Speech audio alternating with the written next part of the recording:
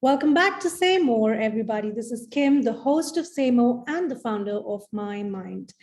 In second season, this one, season 2, we're going into everything that is alternative to normal medicine, your alternative healing with the mind, with the energy, with better health, with better nutrition. Today, I have the pleasure of hosting DrSue. DrSue has a lot of experience, a lot of wisdom, and she was paid to be kind of a judge. Well, not the one that you're thinking of as being judgmental, but she's from the law. Everything you know about, or you probably don't know, that goes on into the mind of a lawyer, the history, what they deal with, the challenges with. But what's most interesting is that her life has gone through so many different moments, shifts, which she decided to tap into the deeper elements of herself.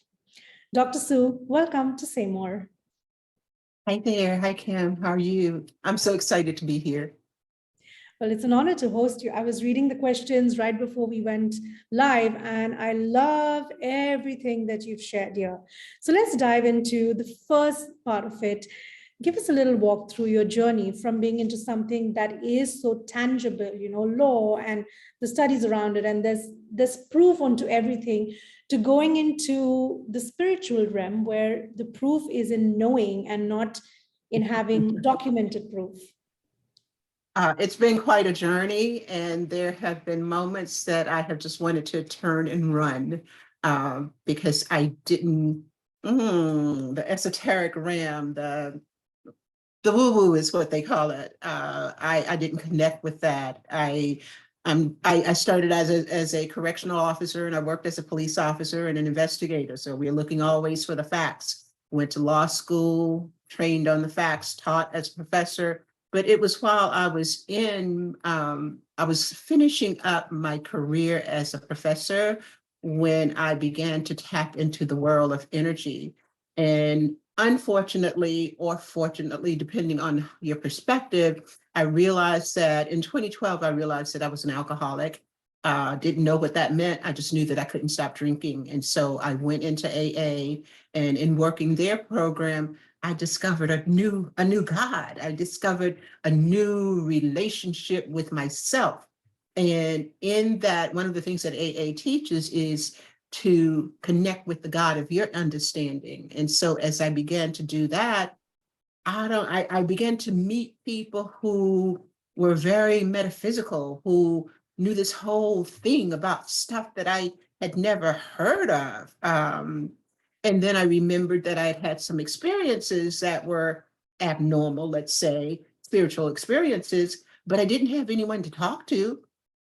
And I didn't want to be crazy. That was the big thing. You start to see things, you start to hear voices. It's like, schizophrenics hear voices. They see things, they get paranoid. Is that the realm that you're stepping into? And so I backed away. Because I didn't want to be that girl, right? But as I was coming out of the first year in AA, I realized that you're supposed to be a coach, right? And so I went into my life coaching certification program, which was a small program, but everybody there was on the woo-woo trail, right? Mm-hmm. Isn't it amazing how the universe works, that all of these people, my teacher, her dad was a shaman. And the first day that I was in the class, it's like everything, the universe knew that I was in the right place and supported me. And all of my gifts began to open up, and I was coaching this woman, and I began to see energy, which I had never seen before. And it frightened me. I said, I don't know what this is, but I see all this red and black stuff going on in your body. And I said, who are you mad with? You must be really angry. And she said she had had a fight with her husband. And that kind of set both of us back, because I've never had that experience. Well, when we shared about it with my teacher is the daughter of a shaman. And so as I began to say, I'm seeing these things, I said, I don't want to be crazy. And she said, you're not crazy. I said, are you sure? You sure I'm not crazy? Because this is definitely not normal. And so she began to tell me what I saw.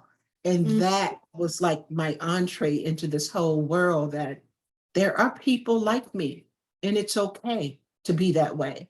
In fact, it's better than okay, because that's tapping Yeah, into your purpose, right?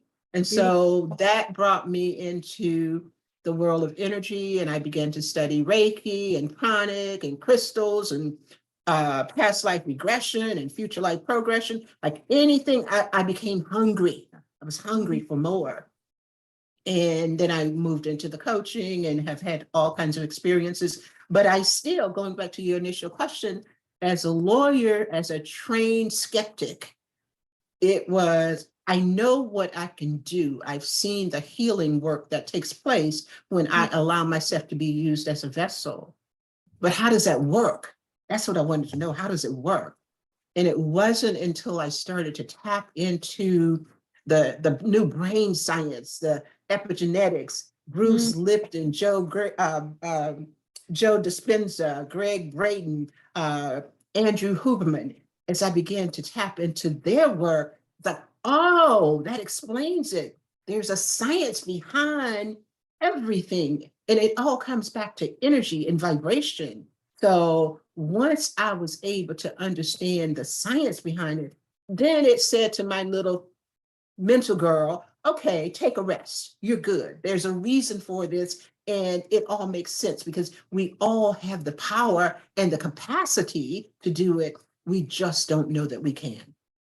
That was a long answer, but Yeah, that's but how I it hear. encompasses everything, right? And it's, I'm glad that you shared all of that, Dr. Sue, because many of us, and that's our conditioning, we're trained to look at facts, we're trained to be skeptics, we're trained to be logical, what you would call logical for skepticism. But having heard it from somebody who has been in that field, and then how everything else led you into just being authentically you. When you look at things in hindsight, you know, you've probably seen people do things that you raise your eyebrows and you're like, oh my God, you know, is that the kind, what were they thinking when they did stuff like that?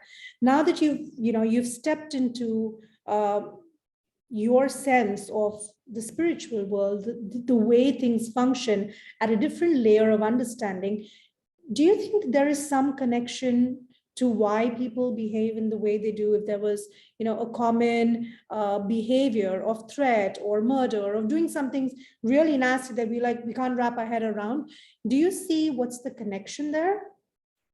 Well, my answer, and I'm going to assume, hopefully, that I can just be real, and share what I believe. Please, totally. Okay. Safe space. So, so for ever so long, I would see things like that, um, child murders, rapes, killings, whatever. I just didn't get it. How the trained mind, the skeptic, why would anybody do this? But when I tapped into the spiritual realm, then I began to understand that life doesn't begin at conception. We've Mm, lived many mm, lives, and we mm. have many lessons to learn. Yes. And every time we come into a new iteration, meaning a new life, then whatever we haven't learned in the past life is on the table for us to learn this time. And so Absolutely. I began to understand that life is not as many people believe, and as I was trained to believe, it's not from birth to death. That focuses on the physical body. Mm, Life is from the beginning, source, from the beginning to the beginning. So when we leave this physical body, when it demises as it is designed to do, we don't die. Yes, the flesh dies, the spirit returns to spirit. Energy, everything comes back to energy, cannot be destroyed, cannot be created, has always been there. And so as long as we focusing on what is happening on this earth plane in this lifetime, many of the things that we see don't make sense. But mm, if we understand that previously, in previous lives, we may have been a doctor, a lawyer, we may have been a teacher, we may have been a murderer, we may have been all of these things, because these were experiences that we wanted to have, we wanted to learn from them. there's a lesson in everything. And to save your audience from wondering what is the lesson, I'll just tell you right now, the lesson is all about self-love. If I love myself and I understand the concept of oneness, that there's no duality, that there's no separation, if I love myself, I will not cause harm to me. We are connected. If I love me and there's only one, then I love you. If I love you, I can't harm you, right? And so when you see many of the things that happen, or when I see many of things happening in the world, I realize that, yes, there's a lot of hate and it is directed outward, but is really manifested inward. My God, that's a beautiful, beautiful answer, DrSue. So rightly said that when you can't love yourself, you're going to manifest that and project that onto everything around you. When you cannot accept yourself, you're going to find fault with everything around you, no matter how hard anyone tries. Right, right. So, I wish as we're having this conversation, I wish these were the things that I had been taught as a child. I believe that it would have made my life so much easier. It's not that I wouldn't have had opportunities. See, I've learned not to even say challenges. It's not that I wouldn't have had opportunities to learn, to try, to grow, right? I still would have been presented with those, but I would have gone into it with a different mindset, a different way of understanding that we go from, in human terms, we go from birth to death. But in terms of the universe, in terms of source, we go from beginning to beginning to beginning, because we're always returning to self, and self is the divine self.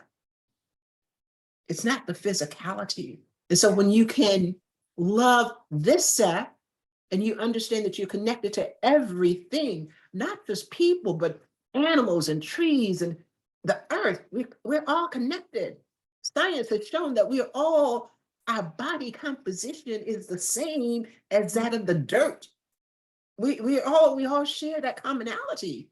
We don't get it. We see the other. We see the differentness. And so my journey has taken me into this place of, again, returning to self-love, but in doing so, realizing that our sole purpose in being here, love ourselves so we can love each other.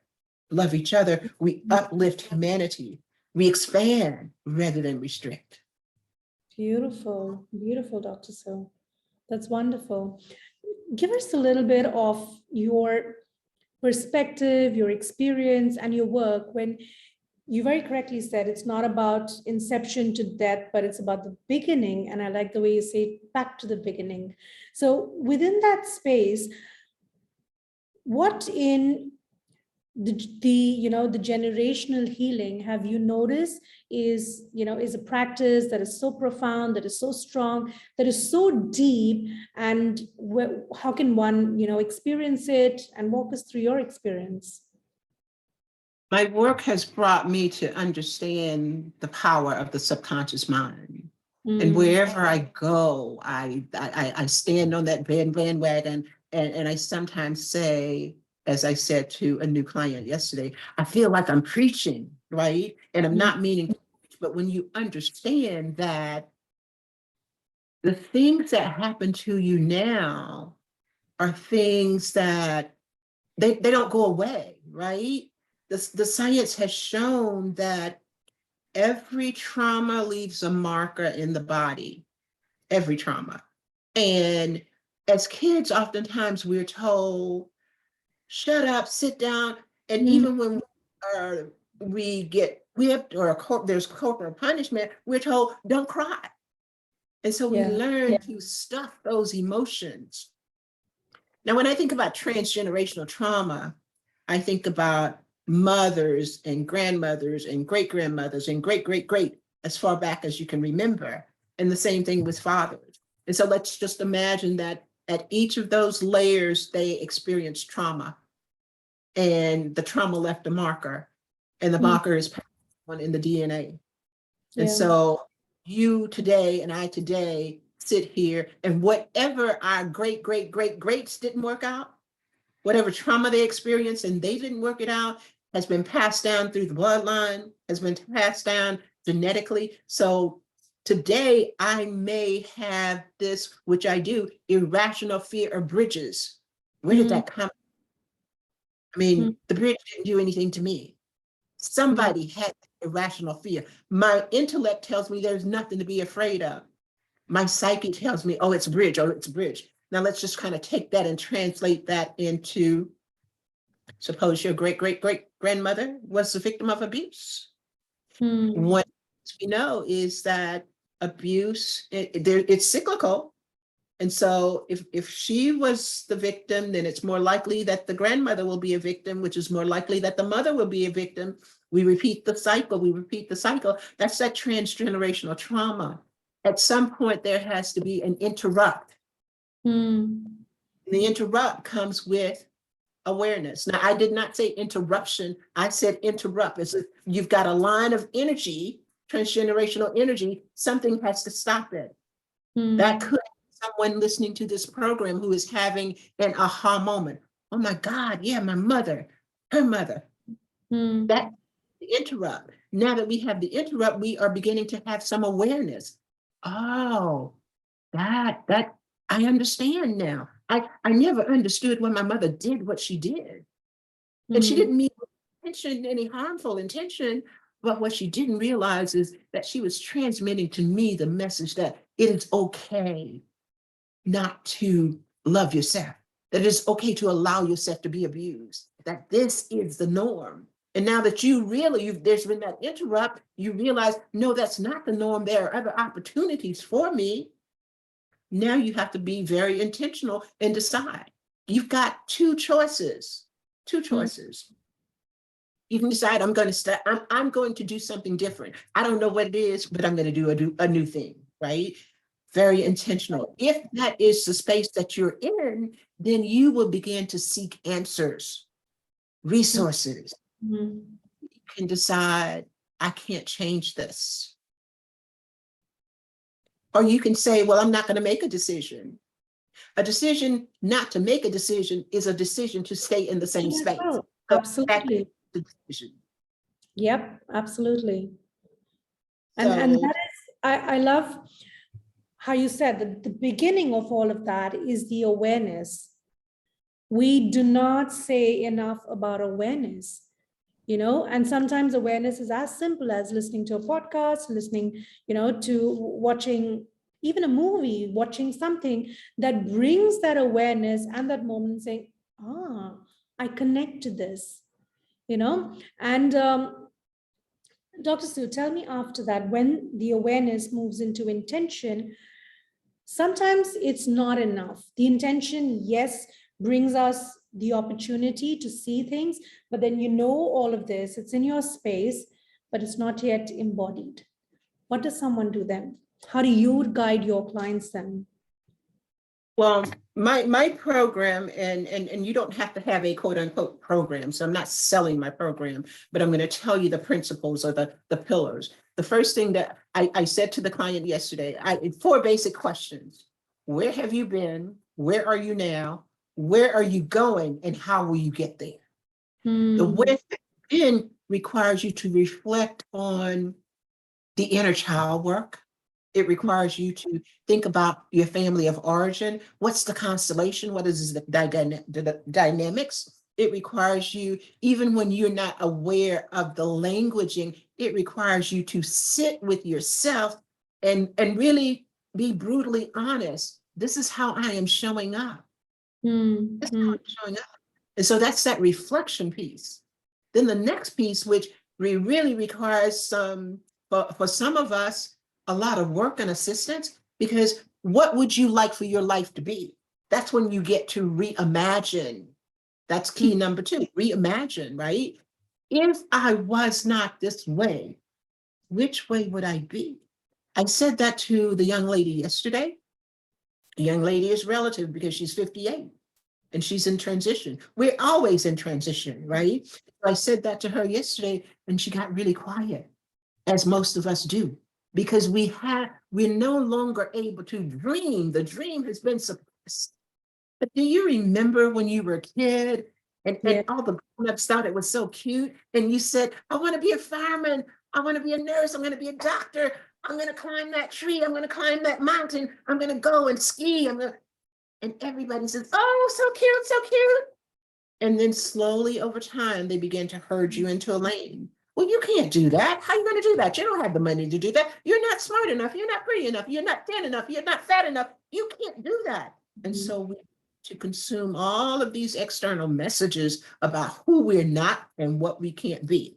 So the second pillar of the program, whether you're doing it with me or anyone else, is to dream, be like the kid and dream again.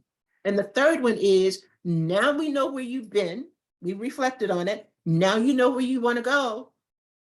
The transformation Look at us. We were so aligned. It was scripted. It was perfect. It's the space in between. That's the transformation gap. That's where the hard work begins. That's where we say, what is keeping me from getting there? If this is what I want, what's keeping me from getting there? That's where we get into the mindset. That's where we get into the messages. And we teach tools because it's a very organic process. The young lady said yesterday, do you work with affirmations? I said, yeah, and I also teach about negative affirmations. When we say, I don't want this, I want that, I don't want this, you're canceling it out. Because what you're saying that I don't want, you probably put so much energy there, right? And whatever you put energy to is what you're creating. And so when you say the affirmations don't work, back up. They're working. They are working just fine. You spent days talking about what you didn't want, and you only spent minutes talking about what you do. What are you watering? It's like a garden. What are you watering? Yes, beautiful, beautiful. So then, the fourth step is, now that you have this awareness, now that you are conscious of where you want to go, you may not know how, but that's where the tools come in. Affirmations, affirmative prayer, journaling, morning pages, walks in nature, yoga, meditation, all of those things to help you be centered and to quiet down the noise from outside so that you can hear yourself think. But more importantly than that, most of us are so disconnected from our body. We can't feel. We think we are the body, but I'm telling you, if you would just sit with it, there's a whole energy flowing within you. It's like a river. That is the river of life. When you can just sit. And from that place of centeredness, you have a sense of calmness. You can now see. So you made a place for the visualizations to work. You made a place to pull in the energy that you need. People talking about manifestation. I thought about this and I did the vision board and all of that, and it's not working. No, it's not working because what you're putting into it. I don't believe that's going to happen. I'm just going to put it up there on the board. This is what I want. No, the tool is that for manifestation, we're talking now about the law of attraction. So for manifestation to work, you've got to have clarity with regard to what you want. True. You can use pictures, it doesn't matter, but you've got to have clarity. And then you have to, here's where the make-believe comes in. Act as if you already have it.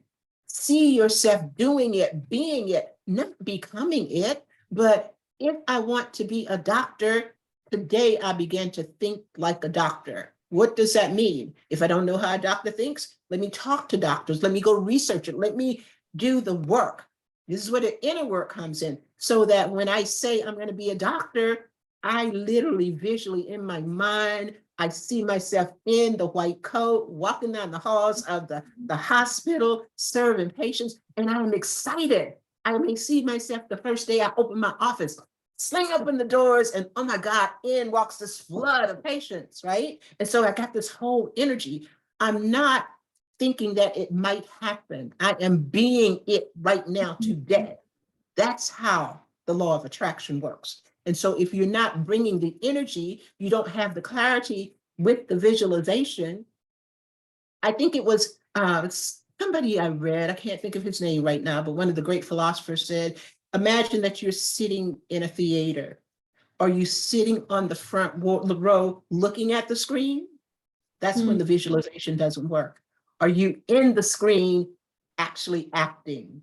that's when the visualization works. So I teach with the reprogramming comes with all of those are tools.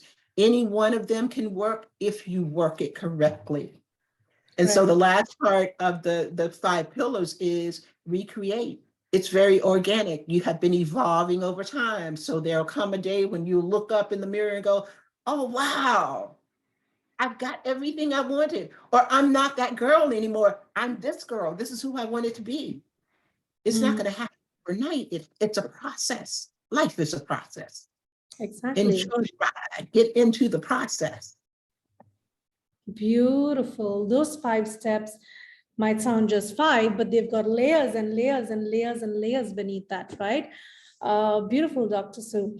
Would you like to share with our listeners where can they find you? What can they connect with you, on specific programs, like you were speaking about a program right now? Any information that people can reach out to you for support, for growth, manifesting? I am available. You can reach me on Facebook, Instagram. I recently started TikTok, y'all. Ooh, well done.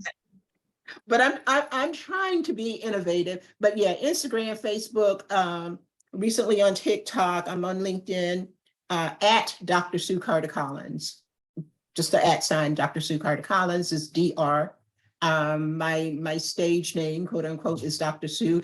And I use that, my name is Collins, but I use Dr. Sue because as I transitioned from the more mental, that was the Dr. Collins. Now I'm spirit, I wanted a new identity. And just as a technique or a tool for your listeners, when you decide I want to be something new, take on a new identity.